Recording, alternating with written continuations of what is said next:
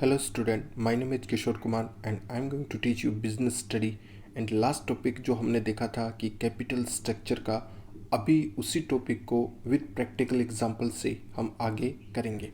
सो capital structure आपको पता है कि डेट एंड इक्विटी का एक कॉम्बिनेशन होता है। उसमें हमें ये चीज़ बहुत ज़रूरी होती है कि डेट के अंदर कॉस्ट कम लगती है पर रिस्क ज़्यादा होता है, इक्विटी के अंदर एक्सपेंसिव बहुत ज़्यादा होता है, कॉस्ट ज़्यादा लगती है पर इसके अंदर रिस्क कम होता है। सो कंपनी को जब कैपिटल रेज करना हो तो क्या कॉम्बिनेशन ऐसा इस्तेमाल करें कि कंपनी के लिए, शेयर होल्डर के लिए उसकी वेल्थ बढ़े, कंपनी की ग्रोथ हो और प्राइस मार्केट में शेयर का इंक्रीज हो। सो कैपिटल स्ट्रक्चर को डिसाइड करने के लिए हम इस्तेमाल करते हैं financial leverage and the trading on equity. So इसको इस्तेमाल करने का मतलब हो गया, तो financial leverage refer to proportion यानी आपको ये देखना है कि कितना डेट लेना है, कितना इक्विटी लेना है, डेट और ओवरऑल कैपिटल के हिसाब से, यानी टोटल जो आपको पैसा चाहिए, जो टोटल पैसा चाहिए उसके हिसाब से कितना आपको डेट लेना है। तो इसको हम देखते हैं, तो ये हमारा एक फार्मूला बन जाता है कि फाइनेंशियल लेवरेज यानी डेट ओवर इक्विटी।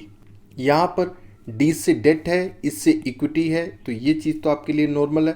टेक्स्ट क्या कहता है ये देखते हैं। With debt fund companies fund, debt fund को लेंगे कंपनी के फंड के साथ में, अर्निंग इंक्रीज, अर्निंग बढ़ती है क्योंकि बिकॉज डेट इज चीपर। सो देखिए सस्ता पड़ता है, इससे हमारी अर्निंग बढ़ जाती है। आप मार्केट में शेयर इशू करेंगे, बहुत एक्सपेंसिव होता है, कंपनी की कॉस्ट इंक्रीज होती है, कॉस्ट को ज़्यादा होने के कारण प्रॉफिट डिक्रीज हो जाता है। तो ये कहा गया है कंपनी की अर्निंग, अगर आप डेट लेते हैं तो कंपनी की अर्निंग बढ़ जाती है। क्यों? इसकी कॉस्ट कम है, प्रॉफिट में से कम कॉस्ट लेस होती है, इंटरेस्ट कम लेस होता है, तो अर्निंग कंपनी की बढ़ जाती है। ऑफ ए फाइनेंस, बट ये देखिए सस्ता तो है, कंपनी की अर्निंग भी बढ़ाता है, but is very risky to involve more debt, लेकिन ये बहुत ही रिस्की होता है। लास्ट में हमने देखा था कि अगर ऐसा ही है कि अपनी अर्निंग ही बढ़ रही है तो क्यों ना सारा का सारा डेट ले लें, या फिर अगर प्रपोर्शन ही करना है तो 90% डेट ले लेते हैं, 10% इक्विटी ले लेते हैं। सर ऐसा अगर आप करोगे तो आपकी कंपनी भी हाई रिस्क के ऊपर बैठी है। अगर कल को प्रिंसिपल और इंटरेस्ट या फिर टाइम पे इंस्टॉलमेंट ना चुकाने की स्थिति में ये आपको लिक्विडेट भी कर सकती है, आपकी कंपनी दिवालिया घोषित करवा सकती है ये चीज़ें। सो इनके जो लीगल एक्शन होते हैं, इनके पास जो पावर होती है वो स्ट्रॉन्ग होती है, इससे कंपनी के ऊपर काफ़ी बड़े एक्शन लिए जा सकते हैं। इसलिए आप अगर डेट का अर्निंग के हिसाब से देखते हुए कि अर्निंग बढ़ रही है तो डेट सस्ता है, ले लेते हैं, इसको ज़्यादा ले लेते हैं, तो आप ये मानिए एक 90% पे बैठे हैं, तो आप रिस्क भी बहुत हाई पे अपने आप को लेके बैठे। इसलिए ज़्यादा डेट नहीं ले सकते, आप एक्सेस नहीं ले सकते, कॉम्बिनेशन देखना है जहाँ रिस्क भी ठीक ठाक रहे और कॉस्ट भी लेस हो जाए हमारी और प्रॉफिट भी इंक्रीज हो जाए, यही हमें डिसाइड करना होता है। मोर डेट विल रिजल्ट, अगर ज़्यादा डेट लेंगे, इंक्रीज इन अर्निंग, ये अपनी अर्निंग को तो बढ़ा देगा, लेकिन कब बढ़ाता है ये earning? Only when the rate of earning of the company. अब देखिए the return on investment should be more rate of interest more than rate of interest, यानी कंपनी की अर्निंग ज़्यादा है, कंपनी की अर्निंग, अगर मैं ये कहूँ कि कंपनी की अर्निंग ज़्यादा है डेट से, अगर आपके पास ये वाली कंडीशन है तो 100% आपकी EPS earning per share increase होगी ही होगी। ये तभी होगा जब ये वाली पोजीशन आपके पास में है, ठीक है। If rate of interest is more than the earning of the company then the more debt will loss. अगर मैं ये कहूँ कि ये कंडीशन ऐसे हो जाएगी, अगर ऐसे है तो इस कंडीशन में कंपनी को लॉस होगा। अगर ऐसा है तो कंपनी को लॉस होगा, और ऐसा नहीं है तो इस कंडीशन में कंपनी को क्या होगा? प्रॉफिट होगा। अगर इस केस की मैं बात करूं तो कंपनी को क्या हो रहा है? यहाँ पर प्रॉफिट हो रहा है। लेकिन अगर मैं इस कंडीशन की बात करूं तो इस कंडीशन में, इस केस में कंपनी को क्या होगा? काफ़ी भारी नुकसान उठाना पड़ सकता है।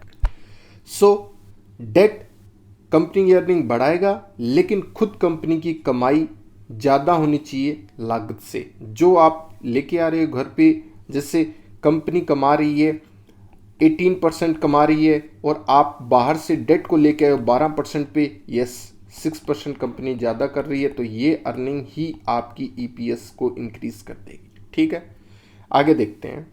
To prove that owner company gain per capital per share is more when debt is involved in the capital structure. We will take the following example. ये आपको साबित करते हैं, देखते हैं कि कैसे कंपनी की अर्निंग, यानी कंपनी की अर्निंग कैसे बढ़ जाती है जब हम डेट को ज़्यादा लेते हैं, यानी ज़्यादा डेट लेने से कंपनी की अर्निंग बढ़ती है।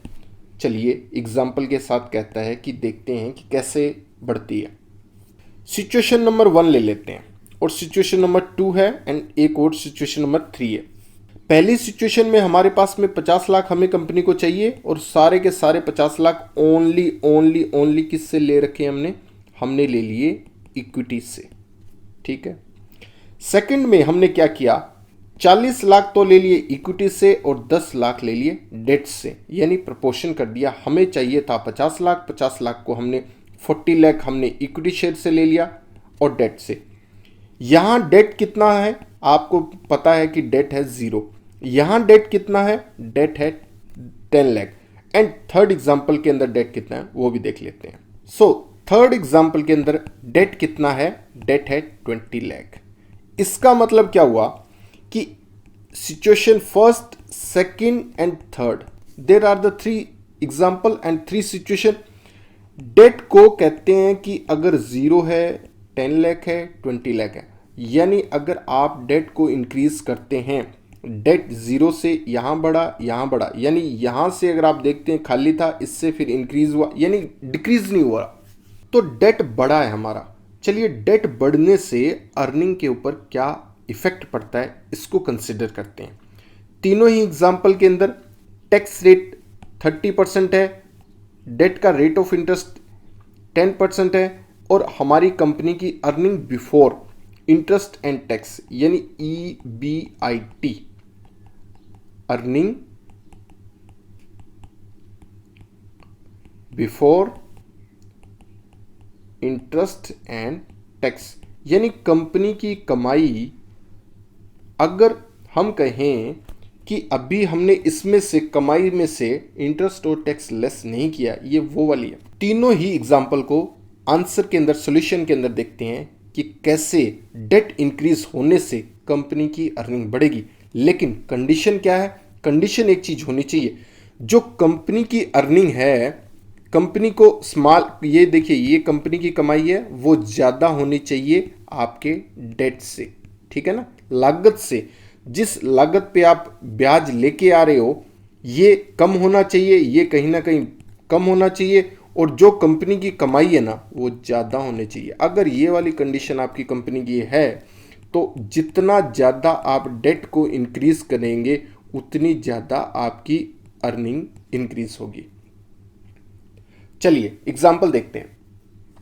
सिचुएशन फर्स्ट को, सेकंड को, थर्ड को, हमारे पास earning before interest and tax 7 lakh है, सब में कॉमन है। क्या यहां पर 10% जो हमारा इंटरेस्ट जाना था, क्या पहली सिचुएशन में हमारे पास में 100% एक ही चीज थी, 50 लाख चाहिए, सारा का सारा किस में था, इक्विटी में, इक्विटी था, यानी डेट क्या था 0। अगर डेट पहली सिचुएशन में मैं ये कहूं कि डेट था 0 फर्स्ट केस के अंदर, तो क्या हमारे पास में इंटरेस्ट जाएगा, इंटरेस्ट कुछ भी नहीं जाएगा। क्या इंटरेस्ट नहीं गया तो फिर देखो इंटरेस्ट के कारण ये EBIT था, अब ये हो गया अर्निंग बिफोर टैक्स, तो हमारे पास अर्निंग कितनी आ गई, 7 लाख आ गई। 7 लाख में से 0 गया, 7 लाख बच गया। अब टैक्स को लेस करेंगे क्योंकि इसमें से इंटरेस्ट एंड टैक्स दो चीज को लेस करेंगे, क्योंकि ये EBIT था ना, तो इंटरेस्ट एंड टैक्स ही तो दो कम थे। जब मैंने इसमें से 30%, 7 लाख में से 30% टैक्स को लेस किया तो ये मेरे पास में बच गया E84,90,000, या इसको आप ये कह सकते हैं पैट प्रॉफिट आफ्टर टैक्स या अर्निंग आफ्टर टैक्स यानी टैक्स लगने के बाद में। जब आप अर्निंग टैक्स को यानी ईएटी या फिर यहां पर ये कह सकते हैं प्रॉफिट आफ्टर टैक्स को नंबर ऑफ यानी ये कंपनी की कमाई है और टोटल शेयर होल्डर कितने लोग हैं, ये कंपनी की कमाई है और कमाई में से ये कितने शेयर होल्डर हैं यानी कितने लोगों के पास हिस्सेदारी है इस कमाई के अंदर। तो 4,90,000 कंपनी ने कमाया, इंटरेस्ट को टैक्स को चुकाने के बाद में ये बचा प्योर कंपनी की total income. Total number of share holder कितने हैं, और जब हमने कहा कि total number of share holder हैं 5 लाख, तो अर्निंग पर शेयर हर एक शेयर होल्डर के हिस्से में कितने पैसे आए, ये आ गए ये वाले हमारे पास में। यानी अर्निंग क्या थी, ईपीएस हमारे पास थी 0.98 यानी हर एक शेयर होल्डर के हिस्से में 0.98 पैसे आने वाले। एक इंडिविजुअल कंपनी की टोटल कमाई कितनी है 4,90,000, लेकिन एक शेयर होल्डर की कमाई की बात करूं तो 0.98 बनती है। चलिए सेकंड, ये हमारा केस पूरा हुआ। सेकंड केस के अंदर क्या आपने 10 लाख रुपए किससे ले रखा है, आपने लिया था डेट से। चलिए ओके, क्या डेट के ऊपर 10% आप इंटरेस्ट नहीं चुकाएंगे। जब आपने डेट को पैसा लिया है, आपने 50 लाख में से कॉम्बिनेशन क्या किया है 50 लाख में से, देखिए पहले केस में डेट से कुछ नहीं था तो मैंने इंटरेस्ट को लेस क्या किया, इंटरेस्ट को लेस किया 0, पर इसमें डेट में से इंटरेस्ट कितना है, आपके पास 10 लाख पे आपको देना पड़ेगा 10% रेट ऑफ इंटरेस्ट, क्योंकि आपने इस बार डेट से पैसा ले रखा है। आपने इक्विटी डेट से 40 10 चाहिए 50, तो इसके हिसाब से प्रोपोर्शन है। तो जितना डेट आपने मार्केट से रेज किया है, क्या आप उसको उसके ऊपर ब्याज चुकाना होगा, of course you have to pay interest. So देखिए वापस, क्या 10 लाख के ऊपर क्या आपने रेट ऑफ इंटरेस्ट चुकाया, ऑफ कोर्स चुकाया। वो कितना बन गया 1 लाख। 7 लाख थी अर्निंग, लेकिन अगर मैं इसमें से इंटरेस्ट को लेस करूं, इंटरेस्ट को लेस करने के बाद में कमाई बच गई 6 लाख। 6 लाख में से 30% अगर मैं कहूं 6 लाख का 30% ओह किसका 6 लाख का, तो पीछे पैसा बचा टैक्स को चुकाने के बाद में 4,20,000। 4,20,000 कंपनी की कमाई है। और यहां पर एक चीज दोबारा बता देता हूं, शेयर होल्डर 4 लाख है, पिछले में 5 लाख शेयर होल्डर थे। 100% सारे के सारे पैसे किससे रेज किए थे, आपने किए थे इक्विटी शेयर होल्डर से। इस बार 4 लाख इक्विटी शेयर होल्डर ही हैं, क्योंकि बाकी का पैसा आपने कहां से रेज कर रखा है 10 लाख डेट से। तो 4,20,000 कंपनी की कमाई है और 4 lakh number of share holder हैं। तो हर एक शेयर होल्डर के हिस्से में क्या कमाई आई, 1 रुपया 5 पैसे, तो 1.05। आप एक चीज को नोटिस कर रहे होंगे कि देखिए, जैसे शेयर होल्डर पूरे के पूरे सिचुएशन 1 में 100% थे, पर सेकंड सिचुएशन में आते ही मैंने उनमें कमी की और इंक्रीज कर दिया डेट को, यानी डेट थोड़े से बढ़ा दिए। कितने 10 लाख। तो 10 लाख डेट बढ़ने से क्या आप कंपैरिजन करके देख रहे हैं, किसमें, ध्यान से देखिए, कमाई के अंदर।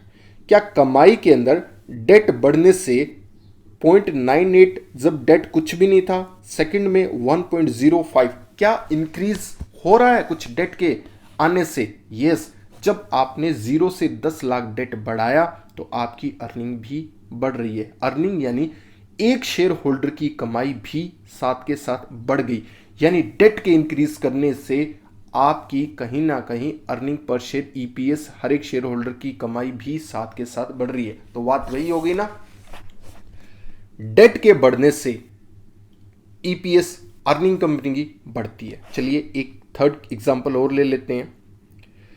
क्या यहां पर 50 लाख चाहिए था? यस सर चाहिए था। इक्विटी से सिर्फ लिया 30 लाख। शेयर होल्डर कितने हो गए 10, ये फेस वैल्यू है शेयर की, तो 3 लाख शेयर हो गए, टोटल 30 लाख मैंने ले लिया। किससे ले लिया? मैंने टोटल कैपिटल में से 30 लाख ले लिया इक्विटी से। 20 लाख पैसे किससे लिए? मैंने ले लिए डेट से। Very good. अब आप एक चीज नोटिस कर रहे होंगे कि डेट से 10 की बजाय कितना ले लिया हमने, 20 लाख रुपया। जब 20 लाख रुपए डेट से लिया है तो क्या डेट प्रीवियस के मुकाबले बढ़ गया? ऑफ कोर्स बढ़ गया। चलिए देखते हैं, क्या आपने डेट के ऊपर 10%, 20 लाख आपने डेट से लिया है तो क्या उनको ब्याज देना पड़ेगा? यस सर, हमें ब्याज देना पड़ेगा। चलिए, जब इंटरेस्ट को लेस कर दिया आपने तो पीछे बच गया EBT, earning before tax, tax को देने के बाद। चलिए, 5 लाख के ऊपर आपने 30% टैक्स दिया तो कमाई आपके हाथ में कितनी बची? ये क्या कमाई है? ये कंपनी का कमाई है। टोटल कमाई किसकी है? कंपनी की। आपके पास में share holder number of share कितने हैं? 3 लाख। तो डिवाइड, टोटल कमाई को डिवाइड कर दिया नंबर ऑफ शेयर होल्डर से, कितने लोगों के टोटल कमाई में कितने लोगों की हिस्सेदारी है। तो आप एक चीज नोटिस कर रहे हैं, क्या अर्निंग पर शेयर हर एक शेयर होल्डर के पास में कितने पैसे है? 1 रुपया 16 पैसे। 1 रुपया 16 पैसे। क्या आप एक चीज नोटिस कर पा रहे हैं, अर्निंग पर शेयर बढ़ रही है किससे? जब डेट इंक्रीज हुआ। डेट जब 10 लाख था, डेट जब 20 लाख था, डेट जब 0 था। पहले केस में डेट 0 था तो earning EPS, earning per share थी 0.98। जैसे ही 10 लाख से डेट बढ़ा 1.50, क्या अर्निंग बढ़ गई? बढ़ गई।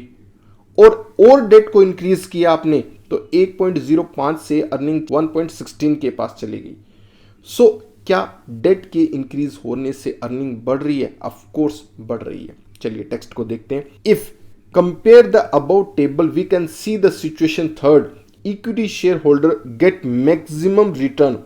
इक्विटी शेयर होल्डर को मैक्सिमम रिटर्न मिल रही है। एक शेयर होल्डर की कमाई 1.16 बढ़ गई है पिछले के 2 सिचुएशन के हिसाब से, और पिछले में और इसमें थर्ड में क्या फर्क है? डेट इंक्रीज हो गया। Second situation, list earning situation 1। देखिए, अगर पहले एग्जांपल की बात करें तो पहली से बेहतर अर्निंग सेकंड में और सेकंड से बेहतर अर्निंग थर्ड के अंदर। क्यों अर्निंग बढ़ रही है? डेट के इंक्रीज होने से। पहली में 0 था डेट, सेकंड में 10 लाख था एंड थर्ड में 20 लाख था। Hence it is proof that the more debt bring more income for the owner in the capital structure. जितना पैसा चाहिए, अगर आपने कैपिटल स्ट्रक्चर में आपने अगर डेट जितना बढ़ाया उतने से अर्निंग आपकी बढ़ेगी ही बढ़ेगी। लेकिन एक शर्त याद होनी चाहिए आपको, ऐसा कब होगा? But it's statement true only till the rate of interest. ये तब भी पॉसिबल है जब कंपनी की कमाई ज्यादा है डेट से। कंपनी कमा रही है ना, कंपनी की आर की बात करें तो कंपनी का आर ज्यादा है किससे? बाहर के ब्याज के मुकाबले कंपनी का। अच्छा, अब सर ये थोड़ा देख ही लेते हैं कि एग्जैक्टली कंपनी की कमाई क्या है। On investment company is more than the rate of interest debt as can see the return. Company के पास में कमाई कितनी है? 7 लाख रुपए, लेकिन इसमें अभी टैक्स और इंटरेस्ट लेस होना है। टोटल कंपनी के पास में कैपिटल, टोटल इन्वेस्टमेंट कंपनी ने 50 लाख कंपनी लगाती है तो कंपनी कमाती है 7 लाख। क्या? ध्यान से, 50 लाख कंपनी जब इन्वेस्ट करती है तो कंपनी की अर्निंग होती है 7 लाख। तो क्या आप 7 लाख को कमाई को डिवाइड करेंगे टोटल इन्वेस्टमेंट से तो क्या आप 14% निकाल पा रहे हैं? ये क्या है? This is the rate of return. यानी कंपनी 50 लाख लगा के कमा कितने रही है? 7 लाख।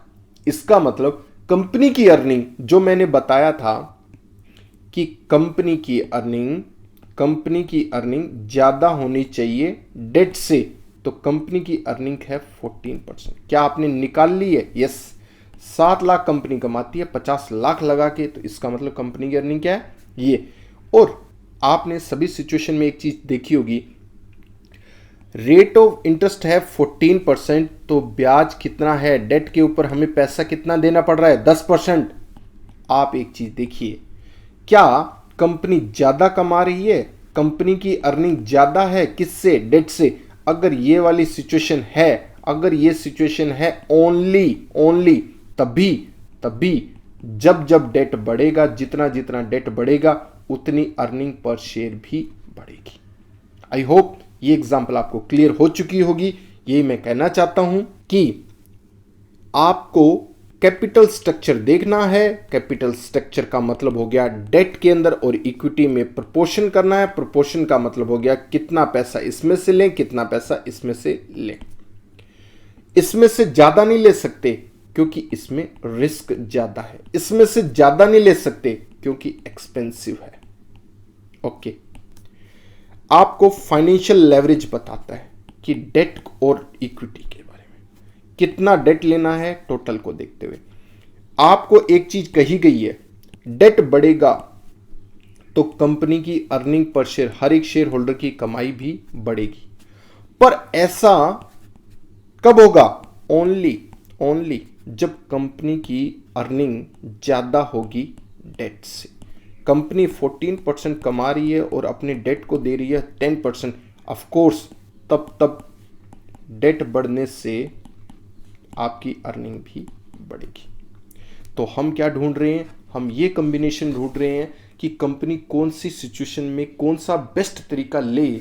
आप अगर ये कहें कि हम एक बेस्ट अल्टरनेट ढूंढना चाहते हैं, बेस्ट एक ऐसी कॉम्बिनेशन की खोज में है जहां पर डेट और इक्विटी का ऐसा कॉम्बिनेशन हो कि कंपनी की अर्निंग भी बढ़ जाए, कंपनी की लागत भी कम हो और कंपनी के अंदर रिस्क भी ज्यादा ना हो।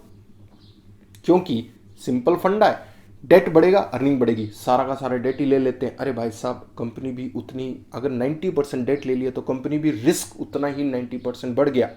ठीक है ना। अगर आप 30-70 के कॉम्बिनेशन में चलते हैं तो कंपनी का रिस्क कितना है? 30%। यानी कल को अगर हम ना पे करते हैं तो कंपनी के दिवालिया होने की कंडीशन के ऊपर लेने वाले रिस्क पे कहां पर बैठे हैं? ओनली 30%। 100 में से 30% कंपनी के पास रिस्क कम है। और अगर मैं यहां पर यह चीज कहूं, आपको बेस्ट सोल्यूशन ढूंढना है तो आप एक ऐसा कॉम्बिनेशन जहां कंपनी के पास रिस्क कम होगा और अर्निंग ज्यादा होगी, वो ढूंढना है best alternate. So I hope ये एग्जांपल आपको थोड़ा आइडिया दे गई होगी कि कैपिटल स्ट्रक्चर क्या है और हम उस कैपिटल स्ट्रक्चर को कैसे ढूंढते हैं। Thank you.